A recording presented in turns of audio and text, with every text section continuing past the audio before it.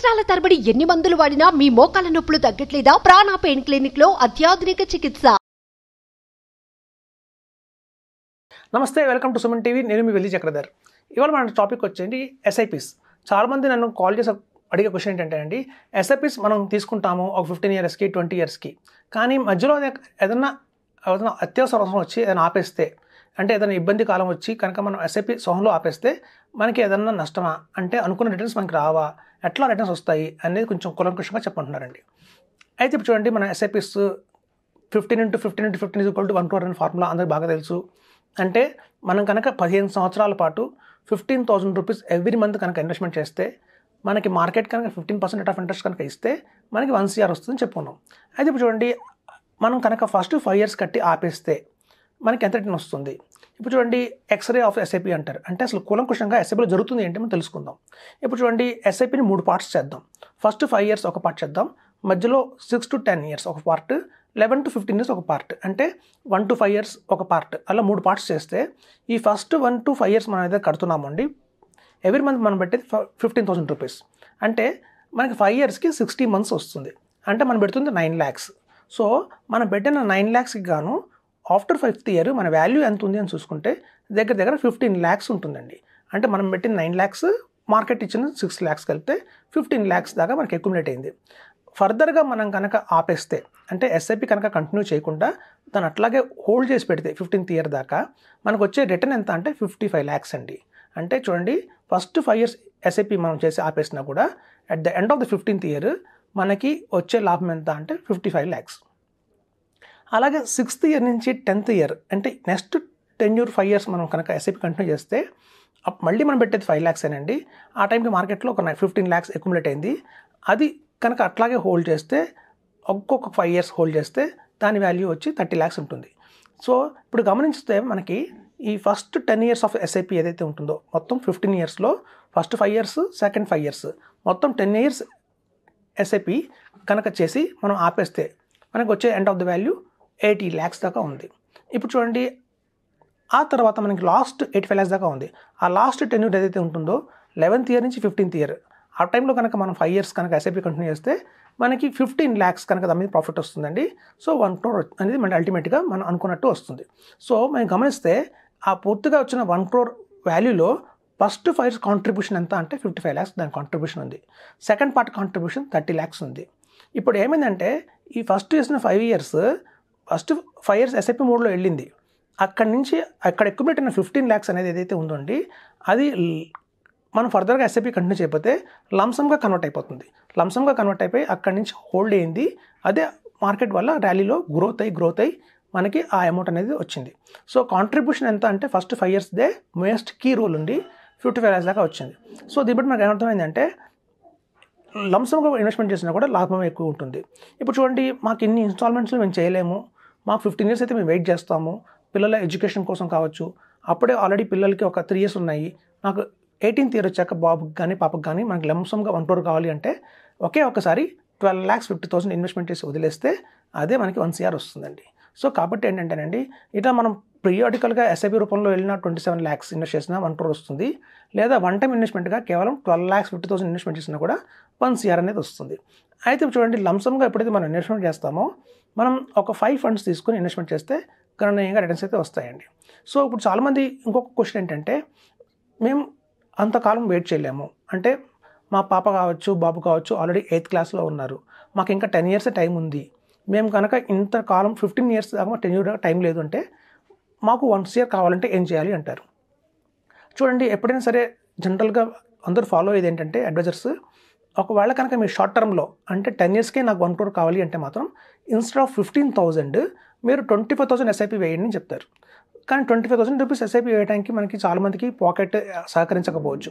అంటే ఆల్రెడీ మనకి చాలా కమిట్మెంట్స్ ఉంటాయి, ఆన్గోయింగ్ పిల్లల స్కూల్ ఫీజు కూడా ఇయర్ ఆన్ ఇయర్ పెరుగుతూ ఉన్నాయి. ఇట్లాంటి టైంలో మన ఎస్ఐపి పెంచకుండా కేవలం 15,000 రూపీస్ ఎస్ఐపితో మాత్రమే మనం 10 yearsలో 1 crore తెచ్చుకోవాలి అంటే మాత్రం దానికి ఓన్లీ 1 alternate ఉందండి. అదేంటంటే ఫాస్ట్ ట్రాక్ ఎస్ఐపి అంటారు దాన్ని. సో ఏంటి ఫాస్ట్ ట్రాక్ ఎస్ఐపి అంటే, చూడండి ఎస్ఐపిస్లో మనకి చాలా రకాలు ఉన్నాయి. మ్యూచువల్ ఫండ్స్లో చూస్తే మీకు వచ్చేసి మనకి ఈ లార్జ్ క్యాప్ ఫండ్స్ కావచ్చు, మిడ్ క్యాప్ ఫండ్స్ కావచ్చు, స్మాల్ క్యాప్, థీమాటిక్, సెక్టార్, ఇట్లా రకరకాల ఫండ్స్ మనకు ఉన్నాయి. So focused funds. సో ఇట్లాంటి అన్ని రకాల ఫండ్స్లో కాకుండా కేవలం అగ్రెసివ్ ఫండ్స్ తీసుకుంటే, అంటే ఓన్లీ మిడ్ క్యాప్ మీద కాన్సన్ట్రేషన్ చేస్తే, ఇప్పుడు చూడండి లార్జ్ క్యాప్లోనేమో కన్జర్వేటివ్ ఉంటుంది కానీ రిటర్న్ రాదు. స్మాల్ క్యాప్స్లోనేమో అగ్రెసివ్ ఉంటాయి కానీ రిటర్న్ కూడా ఎక్కువ వస్తుంది కానీ రిస్క్ కూడా ఎక్కువ ఉంది. సో ఈ మిడ్ క్యాప్స్ అనేవి ఏవైతే ఉంటాయో అండి, అందులో మీకు రిస్క్ తగ్గిపోయింది, రిటర్న్ కూడా కొంచెం ఈక్వల్గా బాగుంది. సో మనకి రిస్క్ తగ్గాలి, రిటర్న్ పెరగాలి అంటే మనకి మిడ్ క్యాప్స్ అయితే బెటర్. సో మేము 3 years బ్యాక్ ఒక రీసెర్చ్ చేసామండి. అగ్రెసివ్ ఫండ్స్ అని, డైవర్సివ్ ఫండ్స్ అని 2 separate కేటగిరీస్ చేసాం.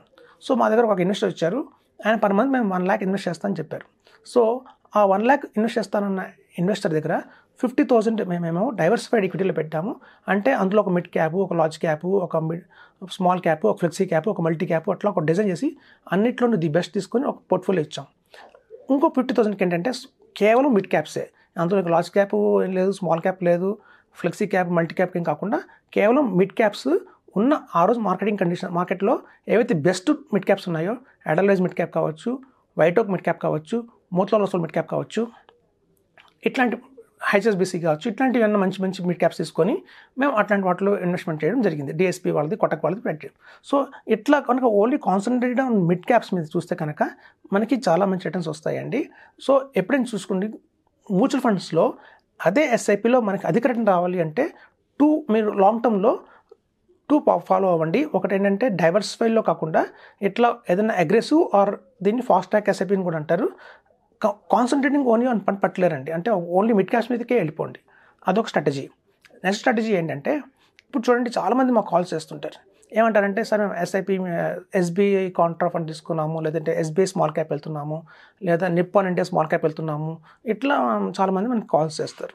ఇప్పుడు చూడండి యాక్చువల్గా ఒక ఇదైతే ఉందండి మార్కెట్లో, ఏవైతే ఓల్డ్ కంపెనీస్ ఉన్నాయో అంటే హెచ్డిఎఫ్సి కావచ్చు, ఐసిఐసిఐ కావచ్చు, మనకి అలాగే ఎస్బీఐ కావచ్చు, ఇట్లాంటి వాటిలో వాల్యూమ్స్ చూడండి మీరు, ఒక్కొక్క ఫండ్ హౌస్ సైజ్, ఒక్కొక్క particular fund size more than 15,000 crores, 20,000 crores ఉన్నాయండి. ఎప్పుడైతే 15,000 crores, 25,000 crores ఉందో వాటి రిటర్న్ అనేది కొంచెం డైల్యూట్ అయ్యే అవకాశం ఉంది. అయితే ఇప్పుడు వస్తున్న ఫండ్ హౌసెస్ ఏవైతే ఉన్నాయో, ఎక్కడైతే ఫండ్ మీకు మోర్ దాన్ 1,000 crores కంటే తక్కువ ఉన్నా, 10,000 crores కంటే తక్కువ ఉన్నా, ఇట్లాంటి fund sizes, small fund sizes ఉన్న వాటిలో కనుక మీరు ఎస్ఐపి చేస్తే కనుక మీకు రిటర్న్ కొంచెం అగ్రెసివ్గా వచ్చే అవకాశం అయితే ఉంది. ఉన్న వాటిలోకి ది బెస్ట్ మీరు సెలెక్ట్ చేసుకోండి. లైక్ వాల్యూ రీసెర్చ్ ఆన్లైన్లో కావచ్చు, ఈటీ మనీ కావచ్చు, లైక్ మనకి అట్లాంటి ఏవైనా మనకి వెబ్సైట్స్ చాలా అవైలబిలిటీలోనే, గూగుల్లో సెర్చ్ చేయండి, వాటి ర్యాంకింగ్ చూడండి, వాటి ఫండమెంటల్స్ చూడండి. అలాగే మీరు ఏంటంటే చూసుకోవాల్సింది మెయిన్ ఏంటంటే మనీ కంట్రోల్లో అన్నింటిలో 5 star అట్లీస్ట్ ఒక 3 sites-లోకి వెళ్ళి ఆ ఫండ్ మనకి చూసుకొని మీరు అది బాగుంది అనుకుంటే మీరు అందులో కంటిన్యూ చేయొచ్చు. సో మనం చెప్పేది ఏంటంటే ఒక ఓల్డ్ ఫండ్ హౌసెస్కి వెళ్ళకండి, ఎందుకంటే ఆల్రెడీ వాటిలో ఉన్న ఫండ్ సైజ్ వచ్చేసి మోర్ దాన్ 50,000 crores ఉన్న ఫండ్స్ కూడా ఉన్నాయి. అవి మీకు రాబోయే నెక్స్ట్ 20 yearsలో ఆర్ నెక్స్ట్ 15 yearsలో అంత రిటర్న్ ఇవ్వకపోవచ్చు. చాలామంది ఎందుకు అట్లాంటి ప్రిఫర్ చేస్తున్నారంటే సెక్యూరిటీ వైజ్. ఇప్పుడు చూడండి, ఇప్పుడే చాలామంది కొత్తగా మ్యూచువల్ ఫండ్ ఇండస్ట్రీకి వస్తున్నారు. ఎప్పుడైతే మ్యూచువల్ ఫండ్ ఇండస్ట్రీ ఇప్పుడే కొత్తగా వస్తున్నారో వాళ్ళకి ఒక రకమైన భయం ఉంటుంది. అరే వైట్ ఓక్ కంపెనీ మేము ఎప్పుడు వినలేదు కదా, మోతిలాల్ ఓస్వాల్ మేము ఎప్పుడు వినలేదు, కొంచెం ప్రైవేట్ కంపెనీ, కొంచెం ఎస్బీఐ అయితే మాకు నమ్మకం ఎక్కువ, హెచ్డిఎఫ్సి అయితే మాకు నమ్మకం ఎక్కువ, మేము ఎప్పటి నుంచో హెచ్డిఎఫ్సి చూస్తున్నాం, ఐసిఐసిఐ చూస్తున్నాం, ఎస్బీఐ చూస్తున్నాం. చూడండి మ్యూచువల్ ఫండ్స్ అనేసరికి అన్ని సెబీ కంట్రోల్లోనే పనిచేస్తాయి. ఎప్పుడైతే సెబీ కంట్రోల్లోనే అన్ని వర్క్ చేస్తున్నాయో అట్లాంటి అప్పుడు మనం ఏ కంపెనీ అయినా సరే under the control of SEBI అన్నప్పుడు మనం ధైర్యంగా ఇన్వెస్ట్మెంట్ చేయొచ్చండి. మీరు కేవలం చూసుకోండి ఫండ్ సైజ్ తక్కువ ఉండాలి, మెయిన్ క్రైటీరియా. అలాగే క్వార్టర్ ర్యాంకింగ్, వాళ్ళ పర్ఫార్మెన్స్ చూసుకుంటే కనుక మీరు ది బెస్ట్ అంటే కనుక ఎట్లాంటి కంపెనీని సెలెక్ట్ చేసుకోండి. కంపెనీస్లో మీకు ఏం ప్రాబ్లం లేదు, లిమిటెడ్గా ఉంచుకోండి. చాలామంది ఏం చేశారంటే సార్ ఒక కస్టమర్ కాల్ చేశారు, సార్ నేను దగ్గర 17 SIPs చేస్తున్నానండి, ఒక దాంట్లో 100 rupees SIP, ఒక దాంట్లో 500 rupees SIP, ఒక దాంట్లో 300 rupees SIP అని చెప్తున్నారు. అట్లా 17 SIPs 15 SIPs చేయకండి, కేవలం 5 అంటే 5 పెట్టుకోండి. ది బెస్ట్ 5 తీసుకోండి, ఆ 5 చాలండి. 5 కంటే తక్కువ ఉండకూడదు, 5 కంటే ఎక్కువ ఉండకూడదు. ఆ రూల్ కండిషన్ పెట్టుకోండి, మీకు అధిక లాభాలు పొందండి. మనకి షార్ట్ టర్మ్లోనే ఎక్కువ రిటర్న్స్ రావాలంటే మాత్రం ఖచ్చితంగా ఫాలో అవ్వాల్సిన రూల్స్ అయితే ఉన్నాయండి. ఒకటి, concentrate only on mid caps, అగ్రెసివ్గా వెళ్ళండి. ఒక మీకు బాగానే వస్తుంది రిటర్న్, ఓన్లీ మిడ్ క్యాప్కే కలిపిపోండి. ఎందుకంటే లార్జ్ క్యాప్లో ఉన్న బెనిఫిట్స్, స్మాల్ క్యాప్లో ఉన్న బెనిఫిట్స్ రెండు కలిపి మిడ్ క్యాప్లో వస్తాయి మనకి. చూడండి ఎవ్రీ 6 months ఒకసారి ఏమవుతుంటే లార్జ్ క్యాప్ కంపెనీస్ కొన్ని వచ్చి మిడ్ క్యాప్లో యాడ్ అవుతుంటాయి, కొన్ని మిడ్ క్యాప్ కంపెనీస్ కొంచెం లార్జ్ క్యాప్ వెళ్తుంటాయి. అలాగే స్మాల్ క్యాప్లో కూడా కొన్ని వచ్చి మిడ్ క్యాప్లో జాయిన్ అవుతుంటాయి. The best small cap. So కాబట్టి ఎప్పుడైతే మనకి ఈ 100 కంపెనీ, ఇప్పుడు చూడండి లార్జ్ క్యాప్ అంటే 1 to 100 అనుకున్నాం, అలాగే మిడ్ క్యాప్ అంటే 100 నుంచి 250 అనుకున్నాం, 250 బియాండ్ అని స్మాల్ క్యాప్ అనుకున్నాం. సో ఎట్లయితే ఈ పర్టికులర్గా గ్యాప్లో ఈ 100 to 50 కంపెనీస్ ఉన్నాయో అవన్నీ ది బెస్ట్ కంపెనీస్ కానీ ఉంటాయి బెస్ట్. సో కాబట్టి మీరు ఎక్కువ మిడ్ క్యాప్ మీద కాన్సన్ట్రేషన్ చేయండి. ఇంకా మిగతా అన్ని యాడ్ చేసుకుంటే వెళ్ళకండి, పోర్ట్ఫోలియో డైల్యూట్ అయిపోతుంది. స్మాల్ క్యాప్లో ఒక దాంట్లో మీకు పెడతారు, రిటర్న్ ఎక్కువ వస్తుంది, ఇంకో దాంట్లో ఫిక్స్డ్ క్యాప్ తీసుకుంటారు, అందులో రిటర్న్ తగ్గుతుంది, ఎక్కువ వచ్చినట్టు తక్కువ వచ్చినట్టు యావరేజ్ అయిపోతుంది. కాబట్టి అలా కాకుండా only concentrate on mid caps చేయండి. మేము చూసాము, ఆ గతంలో ఆల్రెడీ మేము సర్వే చేసాము, రీసెర్చ్ చేసాము. ఇట్లా కనుక ఎవరైనా ఇన్వెస్ట్మెంట్ చేసుకుంటూ వస్తే అలా మనకు తీసుకుంటే కనుక మిడ్ క్యాప్లో చేస్తున్న వాళ్ళకి రిటర్న్స్ వస్తున్నాయి. సో అది ఒక బెస్ట్ ప్లస్ పాయింట్ అని చెప్తున్నాను. అయితే కనుక ఏంటంటే ఫండ్ సైజ్ కూడా తక్కువ ఉండేది చూసుకోండి. ఒక మంచి ఫండ్ మేనేజర్ కనుక హ్యాండిల్ చేస్తుంటే మాత్రం రిటర్న్స్ మీకు బ్రహ్మాండంగా వస్తాయి. థ్యాంక్ యూ అండి. సుమన్ టీవీలో మీ పర్సనల్ అండ్ బిజినెస్ ప్రమోషన్స్ కోసం కింది నెంబర్కి కాంటాక్ట్ చేయండి.